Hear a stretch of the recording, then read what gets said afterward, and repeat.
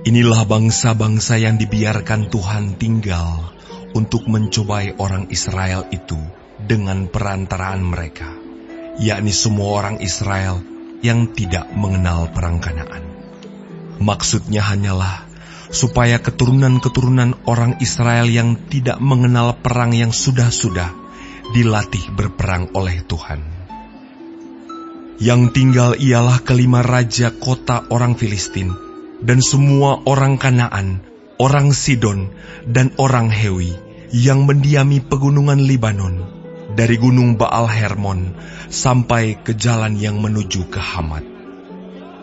Mereka itu ada di sana, supaya ia mencobai orang Israel dengan perantaraan mereka untuk mengetahui apakah mereka mendengarkan perintah yang diberikan Tuhan kepada nenek moyang mereka dengan perantaraan Musa. Demikianlah orang Israel itu diam di tengah-tengah orang Kanaan, orang Het, orang Amori, orang Feris, orang Hewi, dan orang Yebus. Mereka mengambil anak-anak perempuan orang-orang itu menjadi istri mereka, dan memberikan anak-anak perempuan mereka kepada anak-anak lelaki orang-orang itu, serta beribadah kepada Allah orang-orang itu. Orang Israel melakukan apa yang jahat di mata Tuhan. Mereka melupakan Tuhan Allah mereka dan beribadah kepada para Baal dan para Asyera. Lalu bangkitlah murka Tuhan terhadap orang Israel, sehingga ia menjual mereka kepada Kushan Rishyataim, raja Aram Mesopotamia, dan orang Israel menjadi takluk kepada Kushan Rishyataim 8 tahun lamanya. Lalu berserulah orang Israel kepada Tuhan, maka Tuhan membangkitkan seorang penyelamat bagi orang Israel, yakni Otniel, anak Kenas, adik Kaleb. Roh Tuhan menghinggapi dia, dan ia menghakimi orang Israel. Ia maju berperang, lalu Tuhan menyerahkan Kushan Rishyataim, raja Aram, ke dalam tangannya, sehingga ia mengalahkan Kushan Rishyataim. Lalu amanlah negeri itu 40 tahun lamanya. Kemudian matilah Otniel, anak Kenas. Tetapi orang Israel melakukan pula apa yang jahat di mata Tuhan. Lalu Eglon, raja Moab, diberi Tuhan kuasa atas orang Israel, oleh sebab mereka telah melakukan apa yang jahat di mata Tuhan. Raja ini mengajak Bani Amon dan Bani Amalek menjadi sekutunya. Lalu majulah ia dan memukul orang Israel kalah. Kota pohon korma diduduki mereka.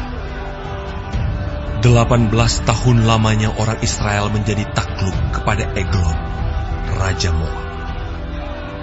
Lalu orang Israel berseru kepada Tuhan, maka Tuhan membangkitkan bagi mereka seorang penyelamat, yakni Ehud, anak Gera, orang Benyamin, seorang yang kidal. Dengan perantaraannya, orang Israel biasa mengirimkan upeti kepada Eglon, raja Moab. Dan Ehud membuat pedang yang bermata dua, yang panjangnya hampir sehasta. Disandangnyalah itu di bawah pakaiannya, pada pangkal paha kanannya. Kemudian ia menyampaikan upeti kepada Eglon, raja Moab. Adapun Eglon itu seorang yang sangat gendut. Setelah Ehud selesai menyampaikan upeti itu, disuruhnya pembawa-pembawa upeti itu pulang. Tetapi ia sendiri berhenti pada batu-batu berpahat yang di dekat Gilgal dan kembali menghadap raja.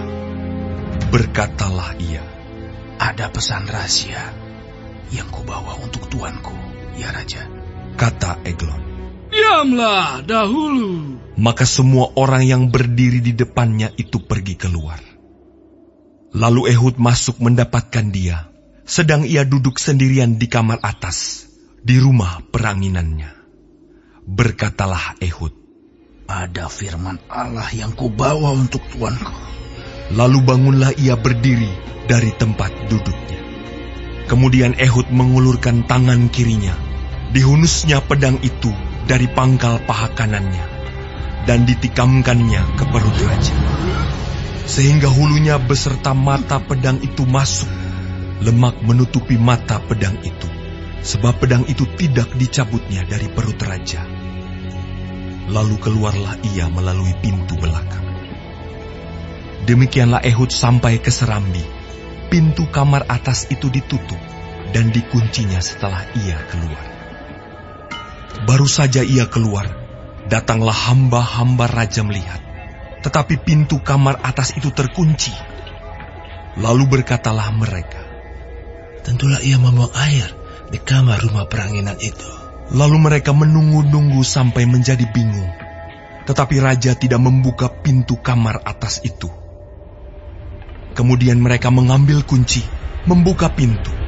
Maka tampaklah tuan mereka mati tergeletak di lantai. Sedang mereka berlambat-lambat, Ehud meloloskan diri. Ia lewat dari batu-batu berpahat dan meloloskan diri ke arah Seir. Setelah ia sampai ke sana, ditiupnyalah sangkakala di pegunungan Efraim. Lalu turunlah orang Israel bersama-sama dengan dia dari pegunungan itu, dan ia sendiri di depan. Berkatalah ia kepada mereka, ikutlah aku, sebab Tuhan telah menyerahkan musuhmu, orang-orang Moab itu, ke dalam tanganmu. Maka turunlah mereka mengikuti dia. Lalu mereka merebut tempat penyeberangan sungai Yordan ke Moab, dan tidak seorang pun dibiarkan mereka menyeberang. Pada waktu itu, mereka menewaskan kira-kira 10.000 orang dari Moab. Semuanya orang yang tegap dan tangkas. Seorang pun tidak ada yang lolos. Demikianlah pada hari itu, Moab ditundukkan oleh Israel. Maka amanlah tanah itu 80 tahun lamanya. Sesudah dia, bangkitlah Samgar bin Anak. Ia menewaskan orang Filistin dengan tongkat penghalau lembu, 600 orang banyaknya. Demikianlah ia juga menyelamatkan orang Israel.